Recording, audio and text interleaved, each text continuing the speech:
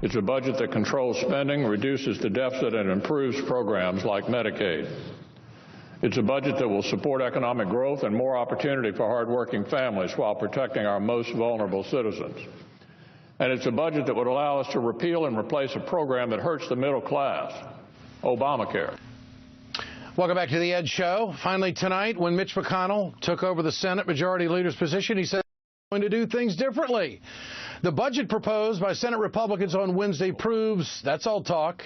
McConnell can dress up the rhetoric any way he wants, but he's still saying the same old stuff. Repeal Obamacare, slash Medicare, Medicaid, add to military spending, cut billions from the Supplemental Nutrition Assistance Program. It's the same old stuff. The full Senate will start its work on the Republican budget on Monday. McConnell said that the Senate will take at least one vote on budget amendments the same day. The ranking member of the Senate Budget Committee is with us tonight, Senator Bernie Sanders of Vermont. Senator, great to have you with us. I'm intrigued by the statement of Mitch McConnell saying that this budget will improve Medicaid. You got to break that down for us, Senator. What is it?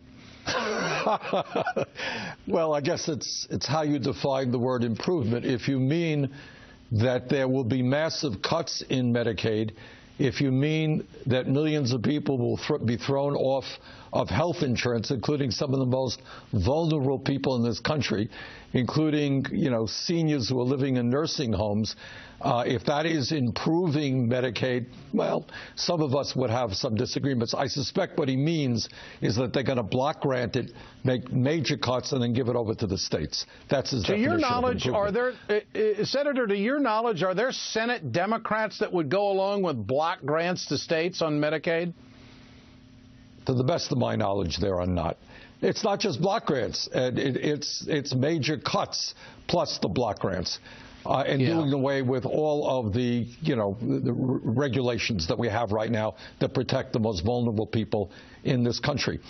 Ed, when you talk about these Republican budget proposals, what you're talking about is the Robin Hood principle in reverse.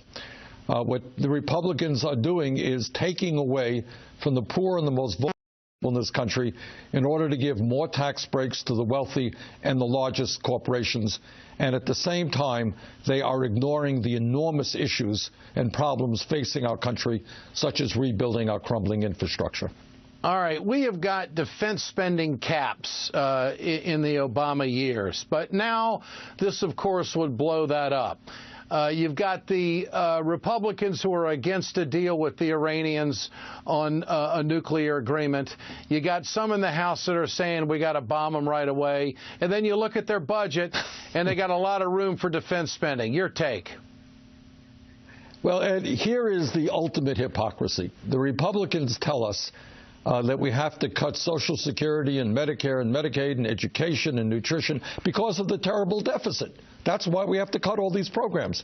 And yet when it comes to military spending, what they did yesterday in the Senate Budget Committee is increase military spending by $38 billion and put it into an off-budget slush fund. So talk about hypocrisy. Now, the thing that I worry about, and we're going to challenge them on the floor next week, is that, as you know, one of the reasons our national debt is so high is we went to war in Iraq and Afghanistan, and Republicans refused to pay for it. Quite the contrary. They gave out huge tax breaks to the rich. I fear very much that this is what they want to do again, go into another war and not pay for it. We are not going to let them do that. Nothing on the table when it comes to climate change in this budget either, is there? No, absolutely not. No, that's not something that they take the scientific community's opinion on. Well, I mean, it's rather archaic. It is a rehash of what this country has been through in the past. Very little for job investment, infrastructure investment, more military spending, tax cuts for the corporations. I mean, do you think the country gets it, that it's the same movie we're seeing? Well, the answer is, I don't know how much the corporate media will be talking about what's in the budget, but I can tell you on issue by issue, the American people do not believe you give tax breaks to billionaires and cut Medicare or education. That's not what the American people believe. I will be offering an amendment and that will substantially increase funding to rebuild our infrastructure and in the process create millions of good-paying jobs.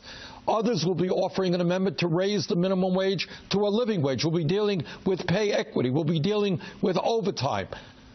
We'll be dealing with making college affordable and addressing the crisis of high student debts. Those, in fact, are the issues that I think the American people want to see addressed.